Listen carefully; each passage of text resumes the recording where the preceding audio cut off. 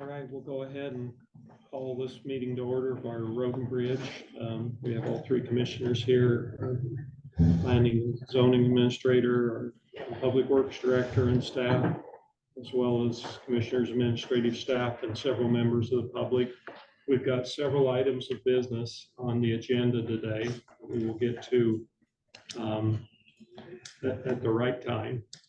First, we're going to do the third amended Palisades Creek Ranch Division 1 final plat. You guys okay? If we go ahead and sign these, or any explanation we need, David? No, just a Pretty replat. clean cut, right? Really just adding new private roadways, and there's one lot line adjustment to facilitate a shared driveway into one of the lots that was challenging, but other than that, it's just new private roadways to Take care of that road. deal with the topography. Yep. So it's just one Yeah. signature. Okay, if you guys are all right with that.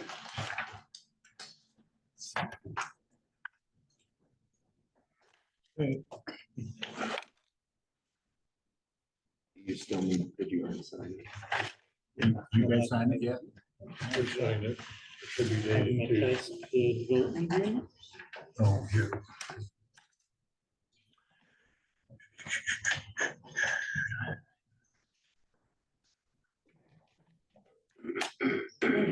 Are we good? Yeah, we're good. We're taking it upstairs. Okay. Thank you for it. Just ready to wash his hands of this project. I think we all are. 2 years in the making, Yeah, right? I think John has it like a number of days, not just years. Thank you, guys. Thank you. you. Okay. Thanks, Dave. Thanks. Yeah, I mean, no, more than what we already got. 49th North, where the school's going. So we don't have any more information right now. I have a little bit of. Okay. Oh, all right, yeah, I'm working on that this week, I'll be in touch. Okay. Okay, next we're going to go to an item that was published. It's a notice of public hearing. I'll go ahead and read the notice. Notice is hereby given that on March 27, 2024 at 10 a.m., Donahoo County Commissioners will be holding an auction to sell 6 county-owned division rights to adjacent, abutting, or contiguous parcels following the division rights transfer policy. The auction will be held in the Commissioners' hearing room at Donahoo County Courthouse, 605 North Capitol. You may also attend by Zoom. It gives those instructions. County-owned division rights are sold as is, where is, and no guarantees expressed or implied are made as to the condition of utilizing the division rights or other issues regarding the division rights. Then it talks about if you have any questions, to call planning and zoning. It lists the legal description for the parcels where these division rights are coming from, which we have on the map. Can you point them out? Yeah, that parcel and that parcel. Okay, so those are both owned by Bonneville County. There are 3 division rights on each parcel. The minimum opening bid will be $50,000. This was published on March 8th and March 15th of 2024. So is there any instructions, Austin, that you can give us as the requirements to purchase one of these division rights? So we included in the packets we sent out to the adjacent property owners, the division right transfer policy, which just talks about the parcel having to be adjacent or contiguous. And once they're transferred onto that parcel, they can't be transferred again to a neighboring parcel. It's only one transfer. I think that's really about it. If they are purchased today, then the county will fill out a transfer division right document upon receiving the money for the division rights that will put them into the adjoining property owner's legal description and name. So. Okay, Now, are you going to identify the ones, the bidders that are eligible? Because I know there was kind of a little bit of a split. Yeah, so. Partial as we go. Yeah, and we're gonna cover that once people bid. We'll make sure that they can actually purchase both sets of division rights. my thought was, commissioners, that we would start with that highlight that bottom section where it's been mined. We'll start with the 3 division rights on that parcel. And then if those 3 sell, then we'll move to the next one. Okay, but who's eligible Yeah, for those? it's a good question. You want to point that out? Yeah, so that would be this parcel here, Dusty Stibel, this parcel here, the Conyards. This parcel here, Silver Spur Land LLC, this parcel here, Kevin Hardy, and then this parcel here, Kevin Roadhouse. Are there other questions from commissioners? It just needs to be clear for the bidders, which ones they can. Is there any questions from public that may be here to bid before we start the bidding? Any clarification or questions? Is there a time limit on when the parcels can be used? No, No time limits? no time limits. Okay, Now, what if you put it on a piece of property and it puts you under the 10-acre minimum? Then you'd have to file an ag density subdivision plat, but you can still utilize them. I can still utilize Yeah. it. any other questions? Yes, Won't be bidding, but I'm curious what initiated the auction. Was there an application filed or is that a discretionary act from the commissioners? so we had some requests. We were receiving requests for those division rights in meetings 6 or 8 months ago. It was discussed in one of our commissioner meetings and determined that the county will never have a need for those. If they can be utilized, we felt like it would be in the public interest to go ahead and use them. Yes. How did you come up with the minimum opening bid price? I don't know. That was the number we determined. Yeah, kind of a review with the assessor's office and the other similar buildings and tried to, because we have to come as close to what we ascertain is a market value. So it was our best estimate based on how much it improves a property's value by having a division right versus just ag. Any other questions yet? And then what happens to the rights if nobody gets them at the auction today? They will go as a no sell and be retained by the county. No guarantees of what would happen in the future with them, obviously, but this time, that's what would happen. Any other questions? I actually have one off of that. If this were actually surplus property that we were auctioning and it wasn't purchased at auction, then we could list it for sale. The realtor is. This isn't real property though. It's not. No, Yeah. I realize that. But do the same rules apply to liquidating the asset or the? It's a virtual thing. Yeah, I think what you're referring to is there's a limited number of buyers that can use it. And that's the only ones. Right, but Somebody else might. that's an interesting have question. value for it, but you know, they buy something, they really couldn't utilize it unless they purchased the other property. The property that's eligible. Yeah.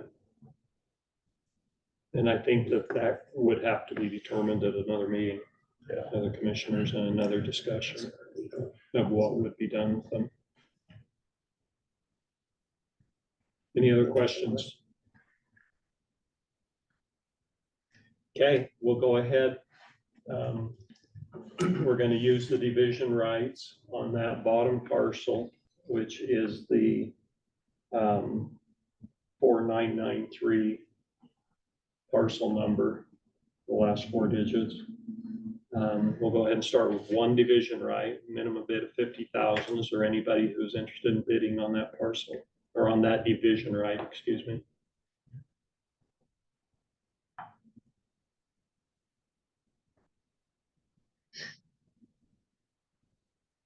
I'll ask one more time, is anybody interested in bidding on one division right from that parcel?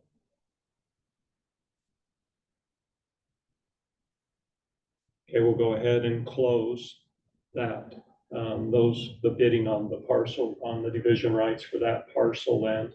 Division of rights or right, because you only noticed one. Well, You probably have to do each one okay, to make sure. okay. So that's one division right. The second division right, is there anybody who wishes to bid on a division right on that parcel? Is there anybody who wishes to bid on the third division right on that parcel?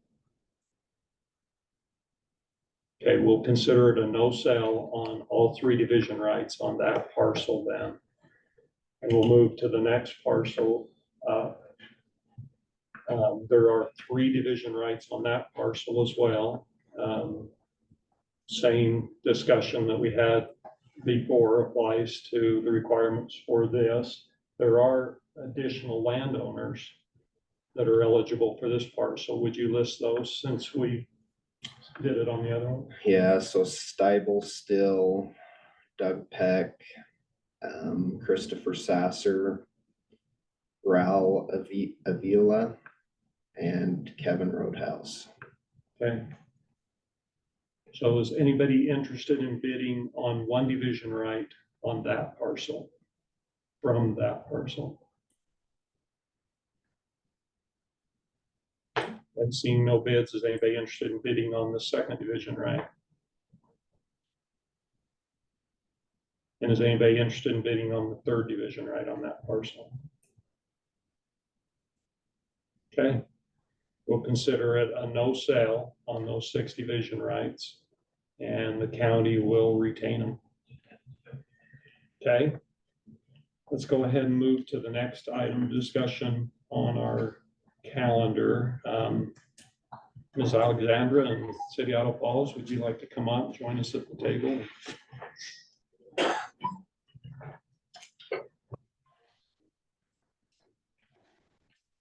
Thank you for having us this morning.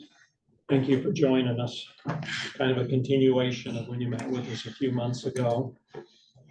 So, and I'll let you go ahead and bring us up to date where you're at, what new information you have. So the last time we met, we talked a little bit about the city's desire to update the 2010, it's called the Joint Fuel Facility Agreement. As we've mentioned, this agreement has been in place since the 23rd of July of 2010. And we wanted to add a couple of amendments to this agreement if the commissioners would allow us to do so. I have a draft that I'm working with our city attorney on, and I can passing that down.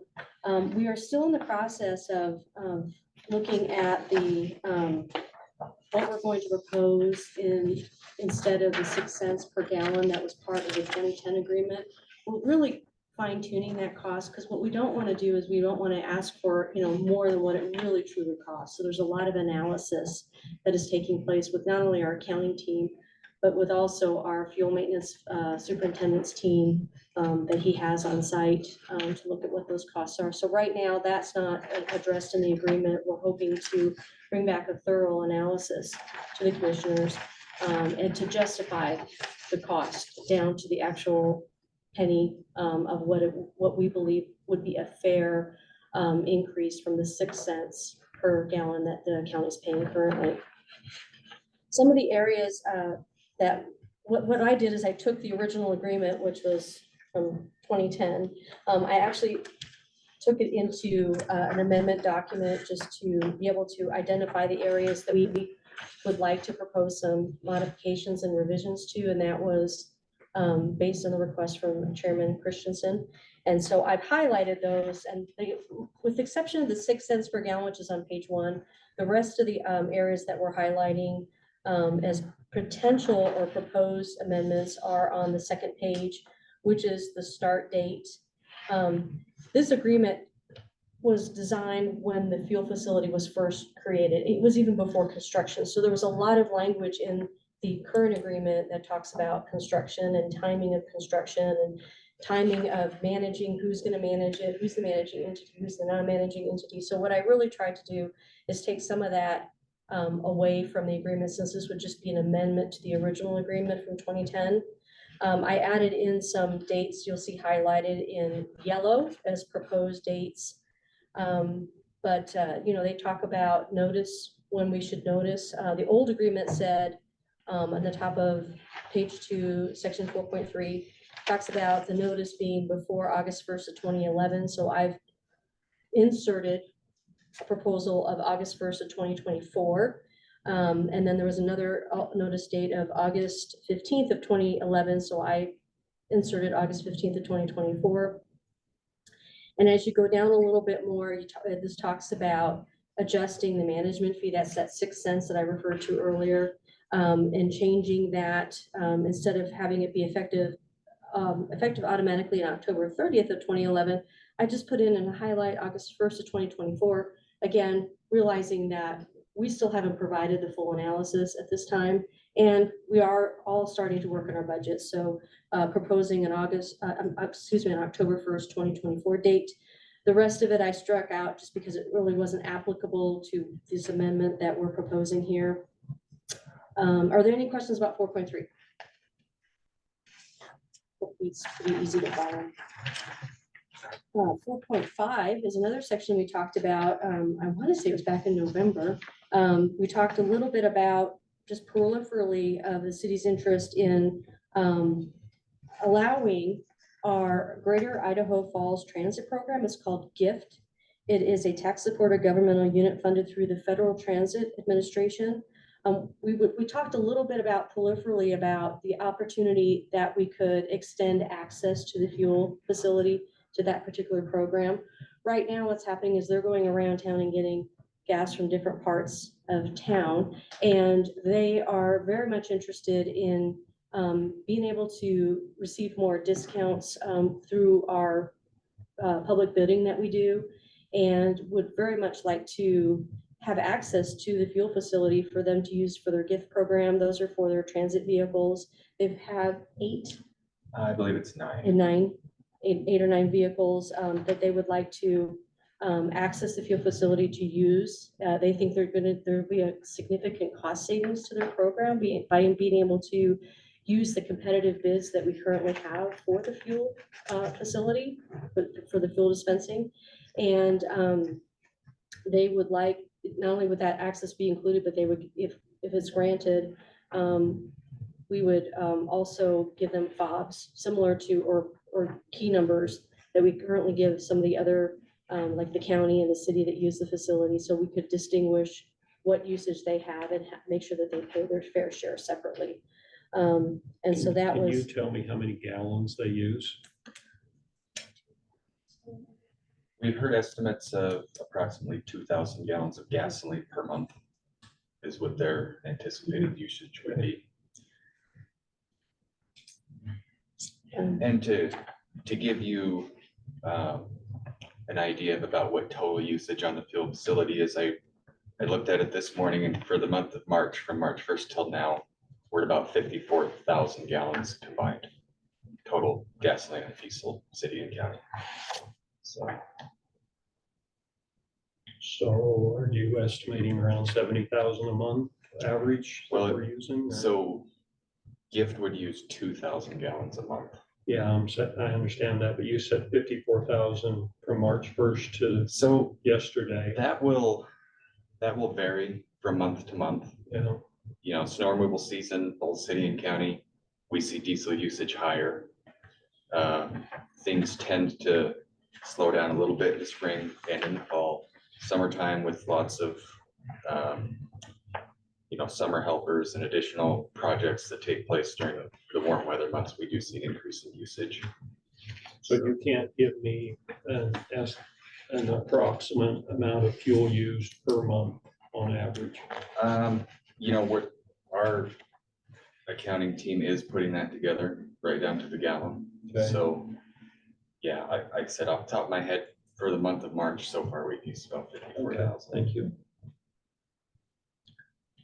And then also the plan is that if we were able to have a conversation about this, this would obviously go to our city council as well, because this is a joint agreement between the city and the county. So this is just peripheral preliminary proposals at this time. And then I did include a definition of what gift is down at the bottom of the page. For some of you may not realize that this used to actually be called the Targhee Regional Public Transportation Authority. It was called TRIPTA. But then the city back in November of 2021 pursued a microtransit program. And it's been very successful. And our fleet has grown up to 9. Did you say 9? I always want to say 8, 9. but it's 9. And it's also supported by the city. It's not owned by the city. The transit coordinator actually works for the city, reports to our public works director. But the actual vehicles themselves, all 8 of the 9 vehicles are actually owned by the gift board. They have a separate board, and they work directly with the Federal Transit Administration for reimbursement of the costs associated with that program. But the city does support it through the budget, and would like to see this project or this program continue because it's been very successful so far. If the commissioners would love to have a presentation from a transit coordinator, his name is Cade Marcus. He will be happy to come and present the program, present some numbers and things of that nature. But there is a desire and an interest from the city to allow the access to this program for them to be able to use the fuel facility for their passenger vehicles. So who would be the contracting entity then, the city or gift? It would be through gift. Okay, so Yeah, you're proposing that they would be a signature on an MOU? correct. But with the city and the county allowing the access to it. Allow them to have access to that. Okay, but they become a legal signature on the MOU. That's what you're saying. See, good, 'cause We would I'm do a separate, confused. we would do a separate MOU with them between the city and the gift program. But what we need to do is have the county's authorization and approval to be able to in order to extend an MOU for them. Those costs would be reimbursed through the federal transit program, the cost for the fuel and that type of thing. So my understanding is we would have to do a separate MOU between the city of Idaho Falls and the gift program, which is through the FTA. And like I said, they have their own they have a separate board. So that would be a separate MOU, but it would cite this agreement that the city and the county is authorizing the program to access those fuel facilities. Does that make a little more sense? Yeah, it's a little different. You explained it last Yeah. time because I got the impression they Yeah. would have to be a signature here. Yeah. As a third, Mhm. which raises some concerns. Oh, yeah. because Absolutely. I saw the story on it. The grant funding is expired, but they found ways. So, you know, Mhm. you don't want to sign on to something that Oh, yeah, may go away. exactly. Yeah. Yeah, that, the last conversation I had with our city attorney, it would be a separate MOU between the city and gift. But we've got to get the authorization and approval through this agreement first before we even extend an MOU to be able to access those facilities. Right. I'm gonna ask you some questions. Okay. We didn't get into in depth last time, but Mhm. I was party to originally putting this together with Craig Loach. Mhm. Some of the principles and, they're not reflected in writing that we built that on, is to have the capacity, that half full was empty. So you always had that reserve. And, how many gallons have we got over there? So we have 40,000 gallon capacity of diesel fuel, Okay, 15,000 gallon capacity for gasoline. And then we have a 6,000 gallon tank that we store number 1 fuel oil in. So Okay, that's so- for blending in the winter. So 61,000 total. okay, so in your operations plan, do you keep track of when half is empty or how do you buy? So we put in a weekly fuel order.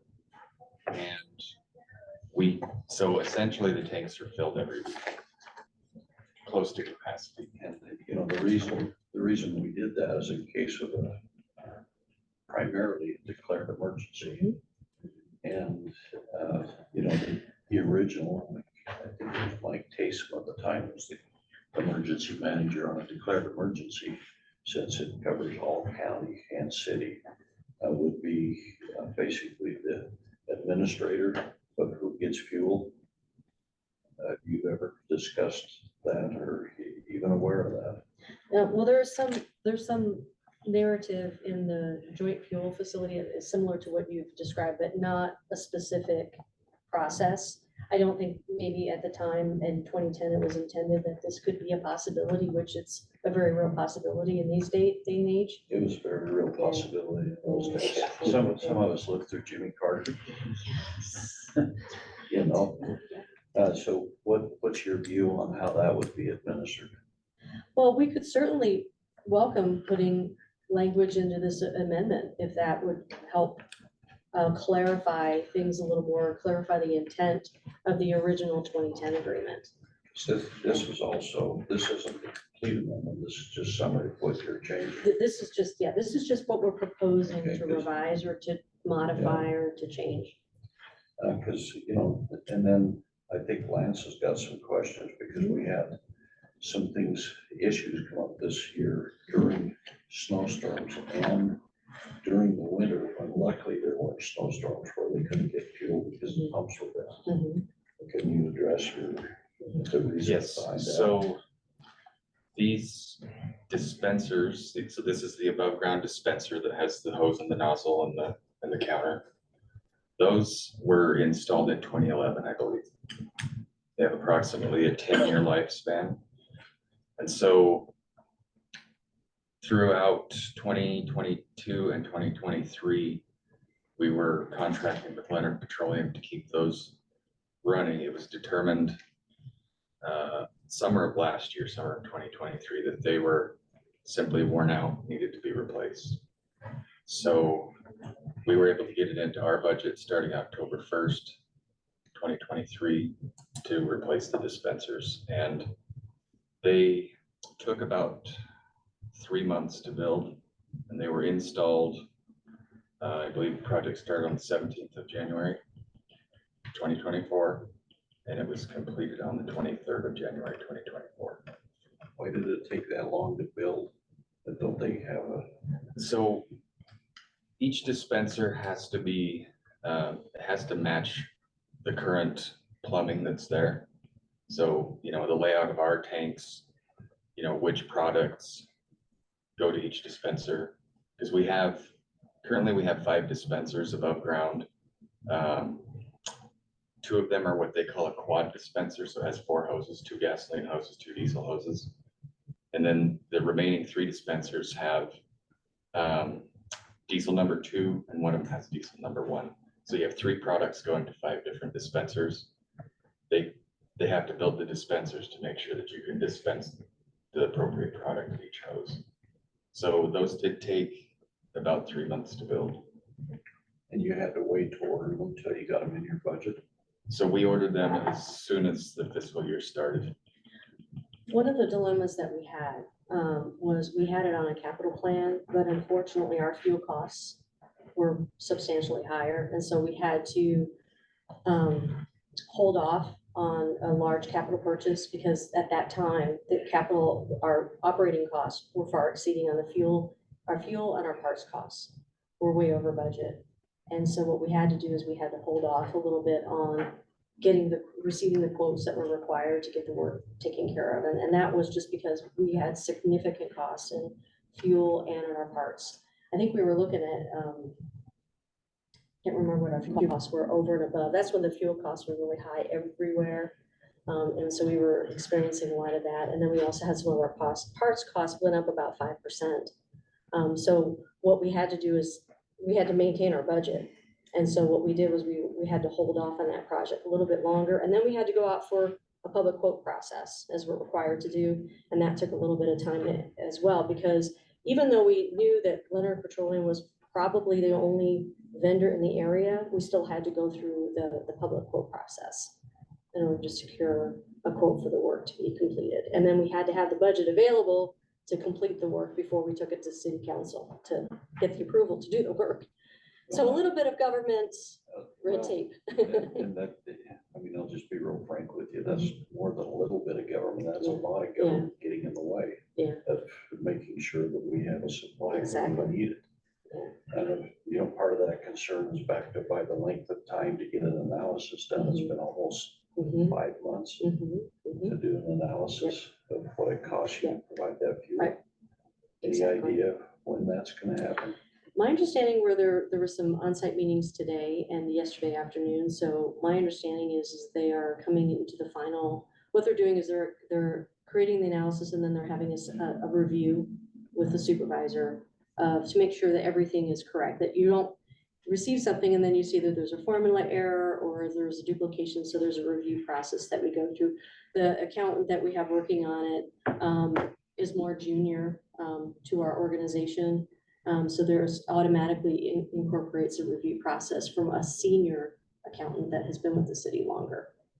Yeah, because I mean, one of the concerns from, you know, we have been trying to get those Yeah. spreadsheets, we Yeah. got them. Ron Longmore looked at them, and I don't know if you picked this, not Ron Longmore. Days gone past, Ron Smith looked at them, looked at the spreadsheets, and the numbers weren't adding up because of the fuel usage. Mhm. There was just an error in your total on the city. Did you pick that up? Yeah. Because That's just in the that's- formula. just in a formula, and that's why it's really important that we really do a thorough review before things go out. Yeah. Yeah. Because, you know, part of the thing we're evaluating, and I noticed, you know, in one of your picture, I don't know what the reasoning is behind striking the exchange of managing it. Mhm. I'll explain that. Well, we're not interested in modifying the agreement as far as the managing versus the non-managing. We're not interested in talking about that or proposing anything different to the way it is currently. We're only interested in the administrative costs of the 6 cents and then also requesting the authorization for access for the gift program. And then a third item that we have on the next page is just looking at the threshold of the capital expenditure. Right now it's $5,000, which is very small when we look at some of the costs that we've seen since 2010. the cost of it. As a placeholder, I just put 25,000 in there, but it can be 10,000, it can be 15,000. We just know that 5,000 is probably not a very realistic number for a capital expenditure with the costs increasing. So those are really the only 3 areas that we're interested in modifying the original agreement. Because, and you can correct me if I'm wrong, but you never billed the county for any of that because it's just been outside of routine maintenance, which is covered in 6 cents, correct? And now you're talking about some, I think you threw out a number of like 70 some odd thousand just for some sensors in the bottom of tanks. That's the fuel dispenser project that Stan talked about. Do you have any cost estimates on that? Yeah, actually, the work was completed and the total cost was $83,845. The original quote came in at $69,581.35. And then we did receive a change order of $14,263.65. So would that be everything that needs to be upgraded? I can speak to this. Yeah. So the dispensers are, you know, the 5 boxes above ground. Under the ground, we have the tanks that we discussed previously. There's 4 tanks underground. I've spoken with Blender Petroleum. Their estimates on those tanks are 50 to 60 year lifespan. So, you know, they're roughly 12 years old. We're looking to be in good shape on the life expectancy of the tanks. There's what they call a tank monitoring system, which, yes, it sensors inside the tank. It measures the fuel level. It measures the temperature. It also measures if there's any water intrusion into a tank. There's also a sensor system that will alert if there's any sort of a leak. So we have to have an annual inspection by somebody certified by the DEQ to ensure that there are no leaks in our system. And then every 3 years, there's actually a DEQ person that comes on site and performs an inspection as well. Me and my staff, we perform a monthly inspection to kind of, you know, prevent any sort of major breakdown or leak of that sort. So the tank monitoring system is, it does date to 2011 as well. And at some point in the next 5 to 10 years, we're thinking that that tank monitoring system will need to be replaced with a new one. That's what I was getting at. We did get a preliminary estimate and it was roughly $50,000. Yes, super good. So one of the things, just why Stan's reviewing that, one of the things we're required to do with our budget is submit what they call a capital form. And so that way, when our city council looks at it, it's called a capital improvements project planning form. But it includes, you know, a little bit of description about it, how it's to be paid for, and then we try to attach a picture so people know what we're talking about. And that one we have right here that Stan can go over. Yes, so this bid came in, I believe it was last year, early 2023, and it came in at $37,000 for the tank monitoring system to be upgraded.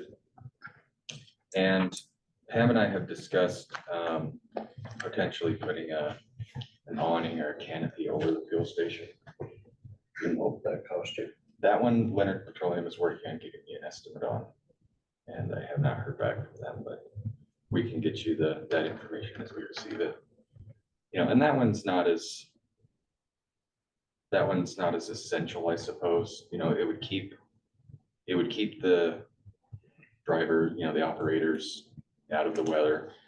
You know, it's very similar to a regular gas And station. also your key fobs and everything that cause problems when you're in the middle of a storm and the ice is up. Yeah, we had you know, the day that it flooded last year, you know, I had to replace one of the keypads because it had water intrusion. So it'll keep the weather off the equipment as well as off the operators as they're fueling.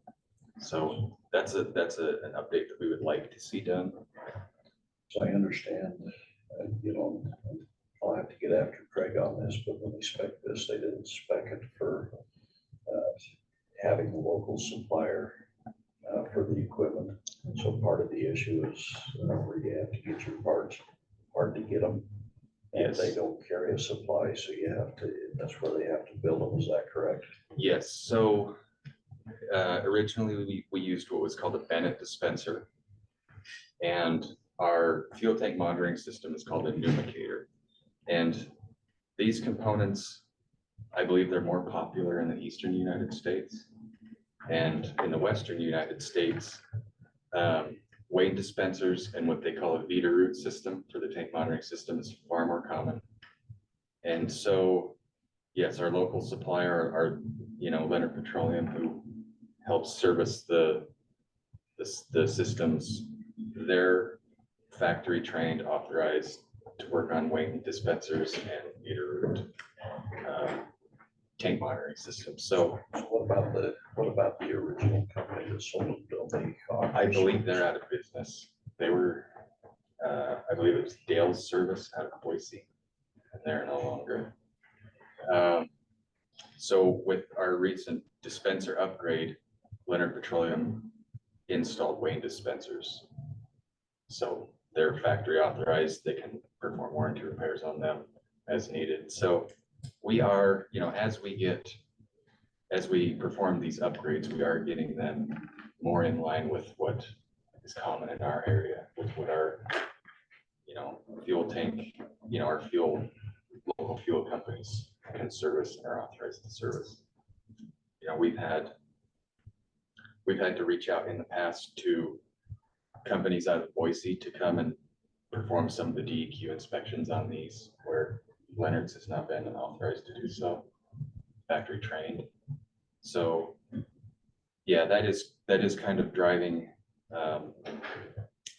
you know, $37,000. This shouldn't really need to go out to bid. So that is really driving how we want to be able to have equipment that our local companies can Okay, so support. summarize everything on upgrades. You got 85,000, you've got 35,000. It was $37,000 last year, yeah. So the dispenser upgrade is done, that was done in January, and it was roughly 85,000, yes. Okay, and are you going to be billing the county for a portion of that? 83,000. The total was 83,000. Well, that's what we wanted. We spoke a little bit about it the last time we were here in November, and we That was hadn't, very vague. yeah, we were very big, well, just because we were still waiting to get them on site and that type of thing, but, Okay, but you know, but, according you know, to the agreement, we're supposed to be notified. Correct. Over 5,000. correct. Did you ever notify us? We had sent, I believe we sent some emails out last spring, just, finding out who was the best person for us to talk to about planning this particular project. And we were unsuccessful in being able to get the correct person to speak with about it. Who did you send the emails to? I can send those to you. But it was to Bonneville County staff. Yeah, I mean, so what I'm trying to say is the attempt was made to say, who do we need to talk to request approval to move forward with getting quotes? So, yeah. I can forward those to you when I get back to my desk. Could you sir. please? Yes, sir, I will. Yes, and there was an upgrade in 2021 for the card reader system. It used to be Fuel Master. It was upgraded to Fuel Focus in 2021, and that's when all of the county operators were issued a new fuel pin, and each county vehicle that fuels at the facility was Were we issued a fuel notified pin. of that? And did we reimburse it? That I don't know if that was notified. We had a different leadership overseeing the fuel facility as well as the administration of this particular agreement. And so I'm not confident that that notification was provided. So the city has just paid for that. Do you have questions on the type of equipment? We had some concerns over the amount of high flow dispensers and being able to get the Yes. number of equipment into that. And some of our equipment has had to use the regular diesel dispensers because Yes, there's not adequate facilities. I Yes, guess. that was a concern. So the original configuration of the fuel facility, the 3 dispensers that are on the north end, so there are 2 lanes running north to south. 3 dispensers that are on the north end are high flow diesel dispensers. And the way that it was originally configured is a truck was, I think they planned it for a truck to pull into the center of the lane. And then they could fire up either pump 5 or 6. And on the other side of that truck was what they would call a satellite pump. And when pump 5 went down, it also takes out the satellite. So we had typically 4 high-speed diesel pumps. And I believe it was last summer, pump 5 failed. And it was, difficult to find parts, very expensive. And it was determined then that an entire dispenser upgrade would be done. But when pump 5 failed, it also took out pump 5 satellite, which brought us down to 1 high-speed diesel pump with a satellite. So when we performed this dispenser upgrade in January, those 2 satellites were reconfigured to be standalone pumps, master pumps. So currently we have 4 high-speed diesel pumps. And then the 5th is diesel number 1, which we used in the winter. So we have doubled we've reconfigured it, basically doubled the number of high-speed diesel pumps in use now. And everything is operational at this point. So we have 13 operational dispensers. So yes, that problem has been alleviated. Which is another reason why we want to look at getting an awning to protect it from some of the elements. We went to our expert at building awnings based on the 4H program. And our best guess on one like that would be about 150,000. So, and that's what we're trying to do, because, we're looking at about 300,000 total, and what you're suggesting, to bring the thing up to speed, which our share would be at that. We're trying to figure that out. I still am concerned, because one of the concerns you wanted to come over and redo this was to improve communication. Absolutely. And I'm really concerned about that, even more so hearing how the communication was broken down, and then we end up with equipment broken down when we absolutely need it the worst. Oh, absolutely. Yeah, you're absolutely right, sir. So. I have a question. I have a question of, where are you buying the fuel? So you say you put in a fuel order every week. Yes, so I'll take tank readings on Tuesday morning, and I will reach out to our purchasing department, and they send fuel request for fuel bid to Conrad and Bischoff, Brad Hall and Associates, Berry Oil, and a fourth one called Petroleum Traders. Okay. And those bids are awarded on Tuesday by the end of the day, and then we receive fuel drops typically Wednesday or Thursday, sometimes Friday, and that happens every week. So I'm still confused about the volume. So I mean, what volume is that? Do you put in a gallon order? Do you give them? Yep.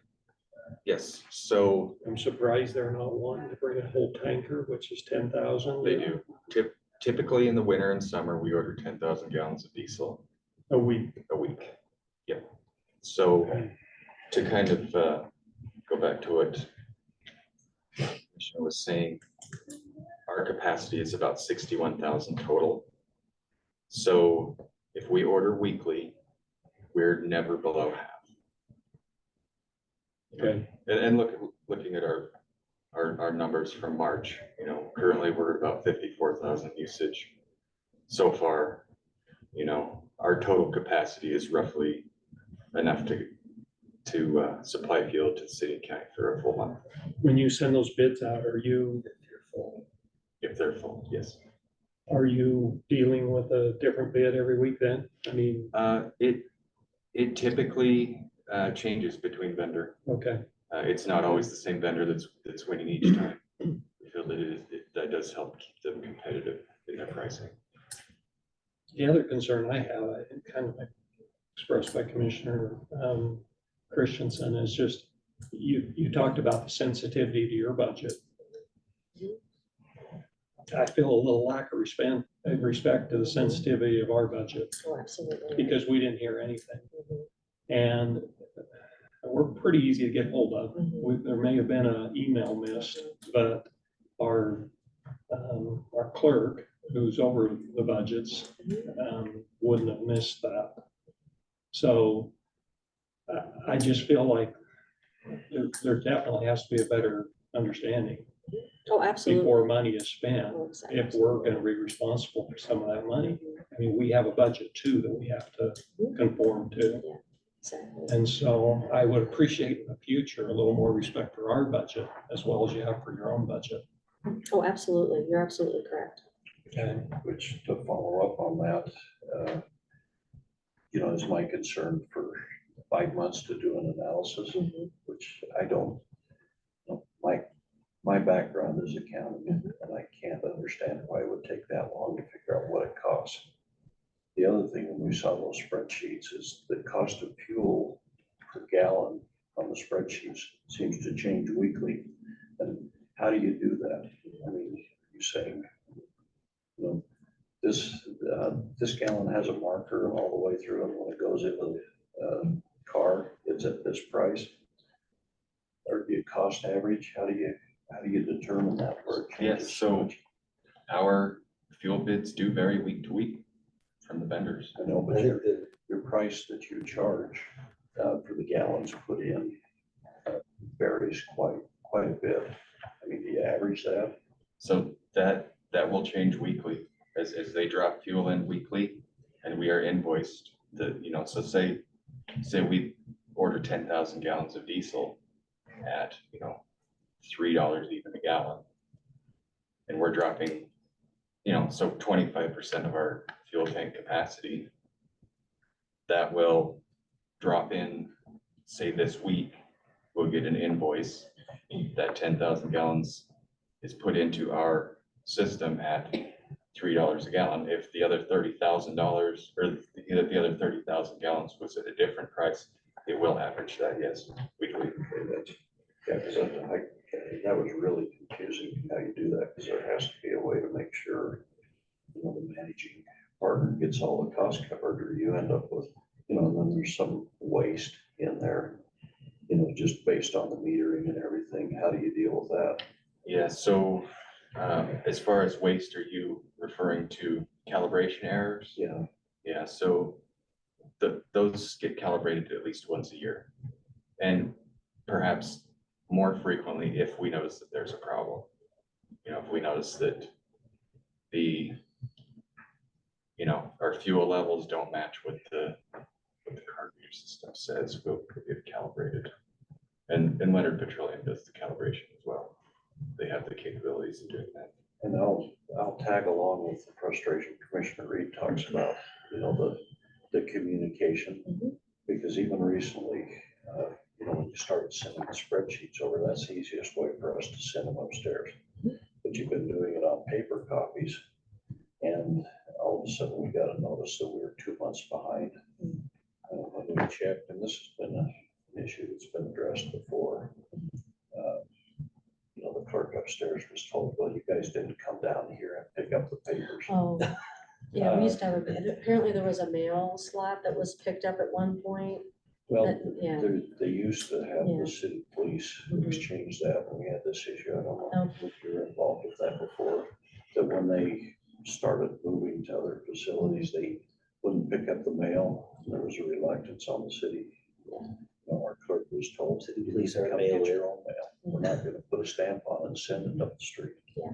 And so sometimes those bills would sit there for a long time. And apparently this was a repeat of that. Yeah, that was brought to my attention about the same time you received the same notification. We have since then removed that mailbox so people don't stick stuff in that mailbox for the county. Yeah, so they're gonna come electronically from now on instead of paper copies that I then. think we're doing that. So Yeah. you're getting that from the, Carol Lee sent that over and said, please just send us the file, okay, Yeah. Yeah. It's a new age. Anyway, we just wanted to get a better understanding. My frustration is we're close to budget time to throw these in and you move it back another 2 or 3 years. And this is too much of an essential service for emergency responders in case of an outage to have that breakdown ahead of time, because we were almost caught in it. Well, we were kind of caught in it. When Lance on the breakdown had to use the regular fuel thing. How long did you say it took for them to?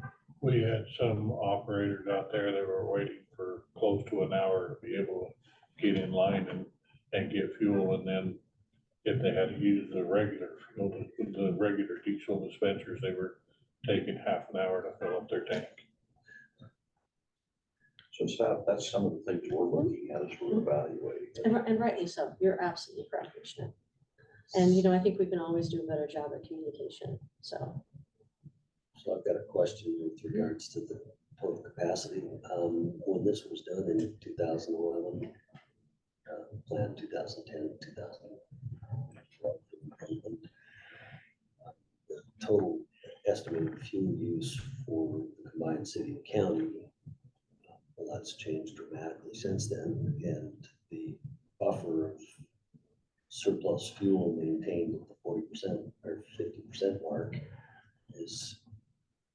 Goes quicker. Yeah, it doesn't last very long. So we don't have the storage capacity that originally was designed into it. Is there thought to increase that capacity so that we're back up to a buffer zone that's more, I would, on the emergency planning side, say that's an unacceptable amount, that is not enough to maintain operations in a crisis situation, which is probably going to require a 50% increase in fuel use, not a decrease in fuel use. It's not like if we strap the budget because there's not revenue coming in, we can do work slowdown on a lot of stuff. But when it's road and bridge and an emergency setting, all of a sudden you're using it all and borrowing more and using a lot more fuel. So has there been any discussion about that? Well, that's where we originally had the idea that the emergency manager, because you basically have to set priorities, you know, police, fire, and snow removal in some type of emergency versus all the other vehicles. Right, and things based like on that. that, based on that, I think the size they probably balance, that's probably a fuel supply. Because these guys I think we're past that. Pac-Man when it comes to fuel, right? Some of them. Some of you are. Yeah. Suggestions for that? I don't think that we I get can't below be the 50% only person. capacity, Yeah. very, very rarely. I think what he's talking It's about total. is not this, and it sounds It's like the you've total done a capacity. good Yeah. job of that, but how fast is that? But that 50% being doesn't used do as now? much as it did Right. 10 years a ago. decade ago. Yeah, No. I can't, I Because suppose I there's can't more speak trucks to and that more as I graders was, and more front end loaders and. yeah, and, I suppose I can't speak to more that draw. entirely as I've only been in this position for 2 years, but I'm sure that we can look into the historical data and see what, compare the usage with 10 years ago, so that how it compares See to now. what they were thinking in the planning. Yeah. then, and Well, adjust it. part of that too that I thought of is not only the additional increased use, but then if you're adding gift in also, who starts pulling from that fuel? And yeah, right now they're using 2,000 gallons a month. But if that program continues to grow and increase, then you might have another user who's consuming 5 or 10,000 gallons a month that was allocated to the city and the county primary users before. So therein, where's your, you know, I think a capacity study probably really would need to be done to say, hey, in the event of this situation where we're using our fuel, how much capacity do we really have and how long is that going to last us with all of these users on board in a worst case scenario circumstance of the highest month of fuel usage?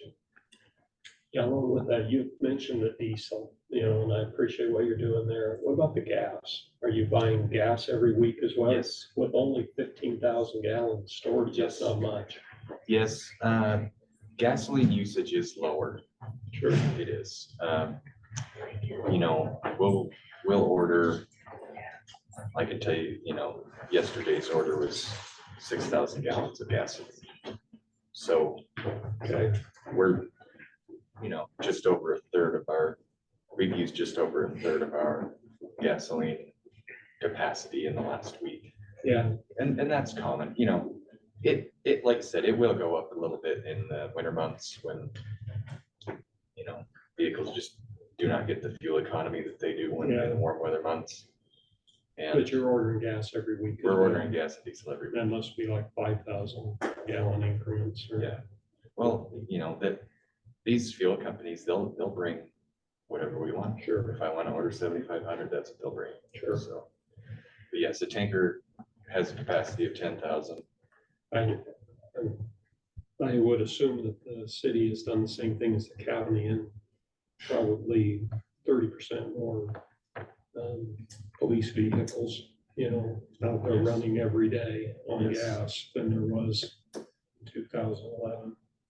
I'm looking just at a quick study of the spreadsheets over the last few years. It used to be 50-50, but now the city is consuming probably 60%. That's a rough estimate of the fuel. For the gas. Yeah. And diesel. And diesel. Yeah. I mean, we're a pretty big user of diesel because we have a lot of the heavy equipment. More miles. Some of that is taken care of by tanks up there that we have delivered up there. So you have your own, We have how our much own fuel tanks. storage do you have at the landfill? There's, well, the fuel storage itself isn't tremendously high, but they fill diesel up there. We're paying invoices pretty much weekly. Yeah, okay. And in the hatch pit too. I mean, we have a tank out there, but it's not used by everything out there. There's some off-road vehicles that can't come to the fueling station. So we have to fill them up either out of the tank there or out of tanks that we put in back of pickups to take out there. Okay. There's a lot of fuel that we do go through that is never out of the fuel tanks at this station. Sure. Any idea what the cost comparison per gallon is for what we pay for our deliveries up there? I don't know how to make that comparison very well without, So we don't know what the cost. it changes. It changes Right. pretty much every week, so. It'd be interesting to Cost per see, gallon, yeah, what week your here average and here, compared to and see what if we're paying at fuel depot. we're paying a bunch more. Yeah.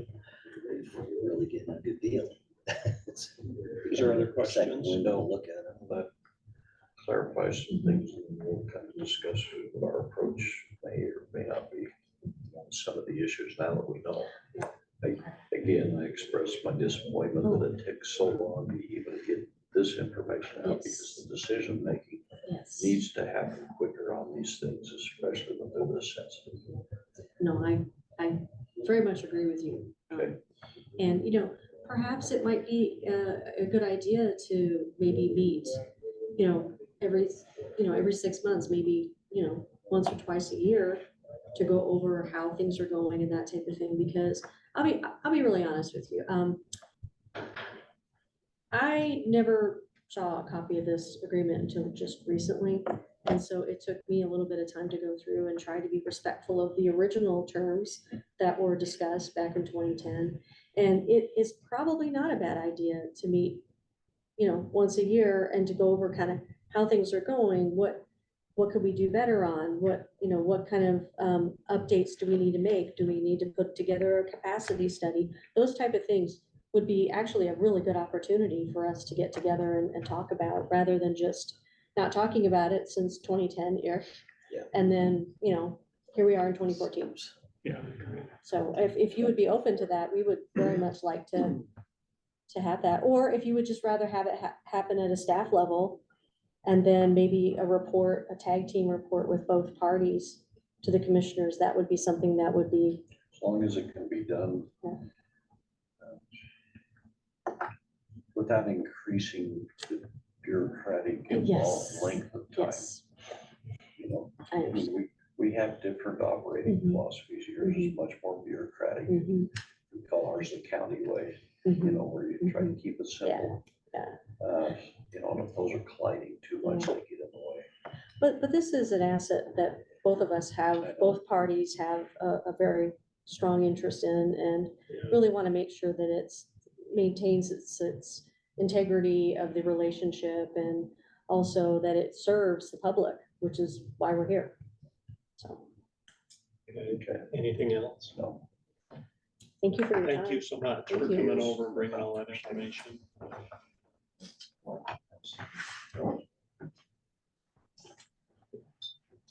We appreciate you coming over. Thank you. Brad, sorry we kept you waiting so long. So I talked with Clements about the potential grant opportunity and pre-application that's coming up next week. And so we talked about potential for, sorry, I gotta remember the road. I know it's Dan Creek, but Dan Creek and Brockman Road where it crosses the, you know what the name of that creek is? I don't know what the name Is of that the creek Sellers? is. No, it's not Sellers It's Creek. not It's much further. The east creek than that goes that. under Brockman Road. I don't know. Maybe it is Dan Creek because it goes next to the road. But so in the past, it's been washed out several times. This grant talks about connectivity of watersheds and kind of restoring those. So the thought is if we were to put a bridge over there that kind of spanned the creek, then it would stop our beaver buildups, which messes with the water, and then And the basically runoff events. the runoff have- events. Two pipes, currently one 60-inch and one 48-inch, and they still don't handle the amount of water coming down there. During high flow. Yeah. Or a very short amount of time. Yeah. Yes. So So thought process with this grant, we're specifically talking about watershed restoration, trying to protect and preserve those that we could submit a pre-application and see where it went. The grants for this, based on what we're looking at, are anywhere from $500,000 to $5 million. Lance was thinking it'd take about $750,000 to build the bridge. The cost share requirement for that would be 10%. 2.5% has to be cash, so we could do in kind for 7.5%. And then 2.5% would have to be actual financial commitment to that. So if we ended up spending $1 million to do the bridge and all the compliance, that would put the county at about 100,000 or 25,000 actual hard cash match. And then we could flex with that in kind. So Roger, you have to speed on this. So that's replacing the culverts at Dan Creek and Brockman Creek and Brockman Road. You're already on that, huh? yeah, that's what we're talking You about. don't operate at the speed of city, huh? So you're talking about taking culverts clear out and putting a bridge. This is Yeah. emergency management. Either, you were saying a precast or a panel? Well, so a multi-plate or bridge or a precast, I'm not sure whether it's Precast. over the size of what you could do with a precast. It would be a pretty good span through there, so. And what would the estimated cost be? I'm putting an estimated cost of the bridge alone at about $750,000. And we're 7%. 10% match. 10% match. 10%, 7. And how close are those? 75,000. Well, the culverts themselves have failed in multiple years past, partly due to the amount of flow and partly due to the beaver problem that we have up there. Dynamite's just raising havoc with the culverts. Yeah, we had some volunteers to take care of the beavers, but How big are the culverts? one is 60-inch and one is 48. Really? They don't handle it. Doesn't take a beaver long to plug one of those. I think things like that are always worth pursuing to Yeah. find dollars, because they're gonna end up on a deferred maintenance list at some point anyway. And the road itself kind of hourglasses down to get across. And we have a lot of cattle trucks go across there, and when they're moving cattle in and out, we get traffic jams that I haven't witnessed personally, but our operators have witnessed traffic jams of cattle trucks not being able to get across that one lane bridge. Cattle jam. So it's kind of like Sure. the pictures we They're in saw trucks, but downtown Idaho Falls, when Yeah. cows were walking Yeah. between the cars. When they were, yeah. Yeah, so the thought is we'll put in a pre-application letter. I just want to make sure we're all on the same page with it. The positions we'll be taking is that it increases access because Rockman Road goes from Forest Service land. it goes into Forest Service land, from Forest Service land. The land that it's on right now is state of Idaho land. So it would increase recreational access and then the watershed protection to prevent runoff and debris going into the river. So it's a pre-application. No guarantee on the money, but just wanted to be on the same page and make sure you guys were supportive of putting in the pre-application and see if we get selected for that. It sounds like we are. So, and then, yeah, just the cost share. I want to make sure you guys were aware of the potential for the cost share on that. When would the money come out? When would the work start? We wouldn't get it done this summer. So I With think the money comes pre-application. August. So the pre-application is next week. They want a narrative letter that describes what we're hoping to do. And then it's an invitation grant. So basically, if you're selected under the pre-application, they will have people that will help you walk through the application period or process. I think the awards are supposed to be either August or September of this year. And then it's a 2 to 4 year work period, depending on what you work the schedule out with the application, what they think a reasonable work period is. Okay. So, Okay. I think we're good with that, right, Roger? Okay. Okay. Thank you. Sorry we made you wait. You're good. Thanks. Long. I thought you were here to listen, because that doesn't involve you. That does impact me. That was interesting. I'm also trying to get us some more money. So And I just need you guys to- you'll be part of our discussion on what we need to do, Yeah. whether we need to be more independent. Because that's what I sensed was happening. But it took quite a while to get them to acknowledge it. Well, I agree with what Commissioner Walker said. I wish we had more capacity. Yeah. You know, if we had a catastrophic event in the world, we could run out of fuel, you know. What's a rail car hold for? Well, I don't know how much. The they put in a rail car. the concerning item to me that she said close to the very beginning is we're way over budget on our fuel operations. Yeah. And so you start thinking about the county giving them a percentage of every dollar and they're still not keeping that in the budget operation. So And they haven't what's happening there, planned you for know? half the replacements that they knew they should have So- done in And two and thousand. just so you know, so there's been other communication issues on billing stuff. I just paid some bills for fuel for Idaho Falls from 2022.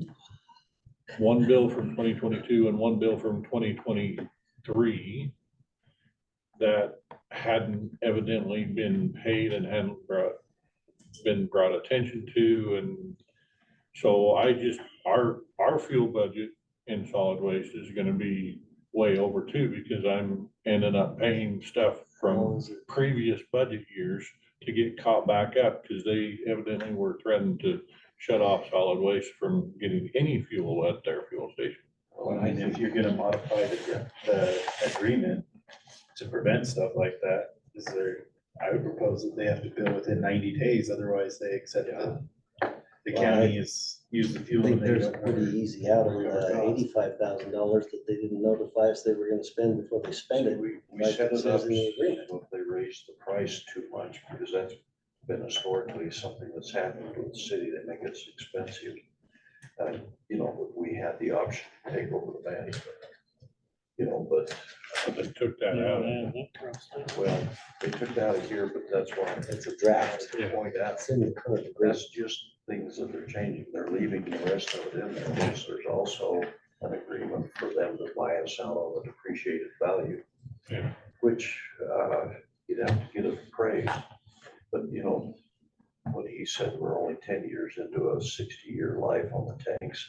You know, the depreciated value should be pretty good. Pretty good, yeah. And so if we're going to We're do that, 15 years into that, not 10 years. They were put in 2010, and it's 15 years 14 out of a years. 50-year, So okay, we're 15 years into that 50-year lifespan. didn't he say 10? He said 10 or she said 10 or 11, something yeah, like that's what that. they were saying. Well, see, that's the other concern is, just whether we want to control our own destiny for something that's critical. And we've got the reserves that we can, you know, put into this project. I'm still waiting on a price. Joe from the fuel company, Leonard Petroleum, is getting me a cost for the actual excavation and concrete work. And that was excluded in the previous version that I have, but But based on the estimates we got, you're probably looking at $750. somewhere around there, hopefully a little bit less than that, Is but that with a roof? And that's with the canopy. that's with the canopy. You know, and you offset that by, you know, for certain, you're looking at 150 in the next year or two that needs to be done, that's been put off. You know, plus the capacity issue that we're quickly eating up. And that, you know, that was my concern with gift. You know, They were started 2 years ago. it's not a function of, Now, 9. it's not a function of the city government. You know, they finally got that corrected, that they have to do an MOU with gift. And, you know, then do the MOU with us. And they just put in a grant to get 4 more vehicles on top of that 9, so then they're at 13, so But the other that's. thing is the gift transportation system is only within city limits. I know. Which the questions I didn't ask them were, so are they thinking gift is gonna buy it at the same price that the 2 investors in the project are paying for fuel? Or are they gonna pay more? Or do they get to buy in a percentage at the investment level so that they're a part member? Because I have a problem spending county taxpayer dollars to support a transportation system inside the city of Idaho Falls. They're not a legal entity that can become a part owner. So then they pay more. Yeah, but So that's an MOU between them I- and the city, and so we don't know what they pay. I know. We just, Yes. just be noodling that around because our decision, once we get some numbers, do we want to give them notice to buy us out and proceed? Because you'd have that offset and, you know, for what looks like the cost of it. You know, but I think argue that there's been a 50% appreciation of it. You know, that's still a pretty good chunk of money that they got. How many gallons were on your bid? 60,000. 60,000 capacity? Yeah. How much of that is gas? It was, 2040, wasn't it? yeah, I think it was 2040. I like that. I mean, for that reason alone, I believe we need to. But then there's also a deadline when we need to get that then, because they'll have to put it in another budget. Yeah. Coming up with the idea that they're gonna notify us by September 1st, we've already got our budget set. Yeah. So it was 10,000 gallons for gasoline, and it would be 50,000 for diesel. But you could So adjust we that. could We could change those adjust that if sizes. we needed to, yeah. Yeah, I think we need more than 10,000 gallons. Probably I'm could surprised leave. fuel use is more. What, with all the police cars running around. what do you think? So, I mean, I think when you're looking at capacity, I would try to, just as a ballpark number, if you're sitting in an emergency operations situation, I would go take your average fuel and go between 1.25% and 150%, and then try to have a month's supply. And then if you have the ability to round that to a decent number for a tank size, then, you know, because you think about it, you're gonna max out your people. Your guys work 10-hour shifts now. If you're in a disaster situation, you're not gonna work them more than 16 a day, just because they have to sleep at some point. They have to But sleep, that so they have worked more than doesn't 16 mean on the a few occasions. vehicles. Yeah, but Yeah. for a month. For a month, yeah. So- you wanna do that. But that's just my thought process. And I think Because the 150 on a bad month is a good place to start. Yeah, so if You you had go below 150 that. on a bad month on one of your higher snow removal historical times. And then that gives you the capacity that if we couldn't get a shipment, sorry, what's that? No, I'm sorry, I was answering, John. So if you were, running extended hours because you are in an emergency situation, Mhm. that gives you the capacity to be able to achieve the quick work that has to be done right now without having to worry about fuel in the long run. Is there any grant that would be available to help with the government fuels facility? Would you look I into can that? look into that, so. Yeah, Fewer electric vehicles probably, but Yeah, right now with the current administration, they probably give you a grant to buy an We could electric. put in motor. some charging Yeah, stations. some charging at the stations. Fuel facility for So, grant money you from. joke about that, but that was a real thing with this carbon reduction. And well, they- actually, that is an issue. So with our BLM and Forest Service entities, with the presidential requirements, they're trying to force them all from law enforcement to Forest Service onto electric vehicles. So a lot of the local fleet They've never been in a managers rural are county, have they? making the decision to plus up now and then, for a whack, not to get them in trouble, I won't name any names, but carry through until there's an administration that's willing to allow them to buy gas vehicles again. So, Wow. because some of the issues that have been raised is like Bureau of Indian Affairs and BLM is some of their patrol areas are the 10-hour cross track. Yeah. And there is not an electrical vehicle on the market that can drive them across their thing at normal speeds, let alone running code with radios and everything Yeah. else, because they've done studies and for law enforcement vehicles specifically, running a radio is equivalently to leaving your high beams with a regular, not an LED headlight, but a regular headlight. And so it significantly reduces the range of electric vehicles if you put a law enforcement package in them. So Well, I've got to run. But you just put it on everybody's radar because it's something that we should address. before you go, Russ Donahue discussion of properties on our agenda. They didn't get the legal on the agreement. They didn't get the legal, okay. Their engineer had to give them the legal for the contract. So I don't know if you saw is what they sent me to review. And I sent a couple of comments back, but I'm not necessarily against it. I had a couple of questions for it, but this is essentially 1 acre, so. Okay, we'll, I get, maybe him, and he was out of town, so he said, I'll just email you the contract. Last night, I said, where is it? He said, oh, our engineer has just legally put on the contract. So, And then another item in open discussion, I got a phone call this week in opposition to plowing Eagle Pass.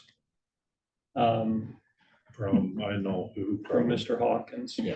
He was very upset that we plowed it. Felt like it should have been left another couple of weeks to allow it to melt out first. There was only 2 or 3 inches of snow on the portions that went by his fence. Okay. Well, they didn't put any snow on. I checked that. They didn't put any snow on his fence at all. Perfect. So his request was, do not plow High Bridge. Wait a while on High Bridge Road. I asked him to come to the meeting to put it on the record and share his concern. He texted me this morning and said he couldn't be here and asked me to pass that along. Is High Bridge a different situation, or when do you normally plow High Bridge? Well, we plow High Bridge when we're going up and opening roads and starting bone and stuff like that, but so far High Bridge